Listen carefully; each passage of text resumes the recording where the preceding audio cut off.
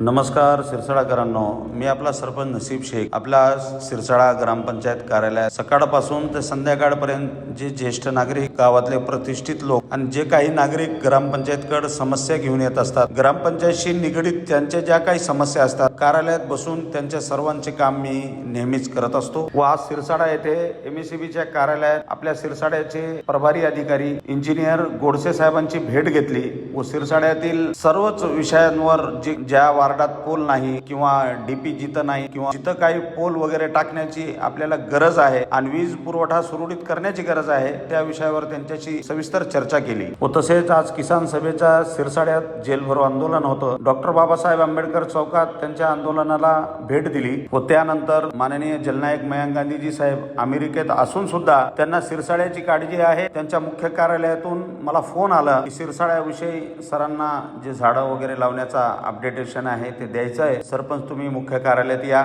मी तिथं जाऊन जननायक मयंक गांधीजी साहेबांना व त्यांच्या पूर्ण टीमना सविस्तर सिरसाडा शहराचा आढावा दिला. व तसेच आपल्या सिरसाडा शहरात मालकीच्या जमिनीचा हायटेक सर्वे होणार आहे. त्यासाठी संबंधित एजन्सीचे जे व्यवस्थापक आहेत त्यांनी आज माझी भेट घेतली. त्यांच्याशी सिरसाडाविषयी सविस्तर चर्चा केली. आज पंचायत समिती परडी वैजनाथ इथं गेलो असता मी व आपल्या सिरसाड्याला जे नवीन रुजू झालेल्या भोडे मॅडम ग्रामविकास अधिकारी, आम्ही दोघांनी मिळून विस्तार अधिकारी भोसले साहेबांची भेट घेतली व सिरसाड्यातल्या अनेक विषयावर त्यांच्याशी चर्चा केली व सिरसाड्यातल्या अनेक विषयात त्यांच्याकडनं चर्चा करून मार्ग काढलं व तसेच घरकुलांच्या विषयावर इंजिनियर बुरकुले साहेबांची सुद्धा भेट घेतली. व तसेच परडी तहसील येथे गेलो असता आमच्या गावातले आमचे ज्येष्ठ मार्गदर्शक पांडुबापू काडे यांची भेट झाली व त्यानंतर नायब तहसीलदार पठाण मॅडम यांची भेट घेतली व त्यानंतर माननीय तहसीलदार साहेब यांची सुद्धा भेट घेऊन सिरसाड्याच्या अनेक विषयावर त्यांच्याशी चर्चा केली व सिरसाड्यातले थकलेले उरलेले सर्व काम